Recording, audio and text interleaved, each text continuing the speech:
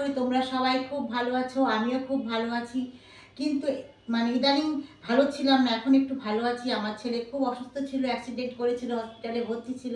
এখন ঠাকুরের আশীর্বাদে সুস্থ আছে, তাই আবার নতুন করে ব্লগ করা শুরু করলাম। তা অনেক দিন ভিডিও এবং ব্লগ দিতে পারছিলাম না, তার জন্যে আজকের থেকে আবার নতুন করে ব্লগ করা শুরু করছি। দেখো বন্ধুরা, সকালবেলা বাজারে গেছিলাম, বাজার থেকে কী কী সবজি আনলাম দেখো।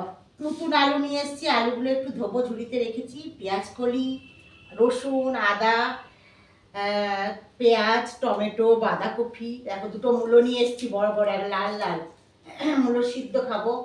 আর এই বড় একটা বেগুন দেখো কি পোড়া খাওয়ার জন্যে। আর বাঁধাকপির জন্য নিয়ে এসেছি একটু মটরশুঁটি। আর এনেছি কি বলতো, হাঁসের ডিম। শীতকালে হাঁসের ডিম খেতে খুব ভালো লাগে, হাঁসের ডিম। আর একটু দেশি মুরগির ডিম এনেছি ছেলেটাকে একটু সিদ্ধ করে দেবো বলে। দেশি মুরগির ডিম অল্প একটু পেয়েছি, নিয়ে এসেছি। দেখো আমি ছোট ছোট লাল লাল দেশি মুরগির ডিম। আর এনেছি খাসির মাংস, অনেক দিন মাংস খাই না, ছেলেটা অসুস্থ বলে, তাই ভাবলাম একটুখানি মাংস রান্না করি আজকে। তা খাসির মাংস নিয়ে এসেছি, আজকে এই খাসি রান্না হবে। চলো বন্ধুরা, এবার রান্নাঘরের দিকে যাওয়া যাক।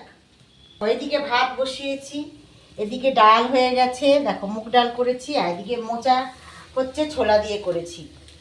তাহলে আর করবো খাসির মাংস। তাহলে এখনকার মতন বন্ধুরা টাটা বাই বাই। আবার তোমরা প্রচুর সাবস্ক্রাইব করো, শেয়ার করো এবং কমেন্ট করো। এখনকার মতন টাটা বাই।